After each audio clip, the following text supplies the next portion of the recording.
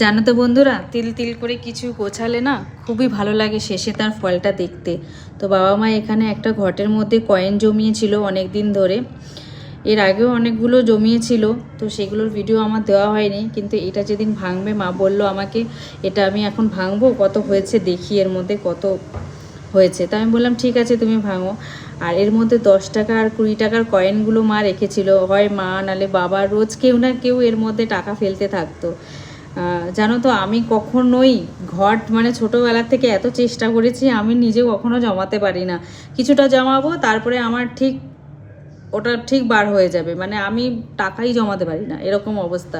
তো মা আমাকে প্রায়ই বলতো, সবসময় বলে তুই এত কিছু করিস, তুই টাকাই জমাতে পারিস না। যাই হোক, সেটা বড় কথা না, কথা হচ্ছে এখানে বাবা মার মুখের হাসিটা দেখে আমার খুবই ভালো লাগছে। আর তাদের মনে এত খুশি, সত্যি আমার খুব ভালো লাগছে এটা দেখে।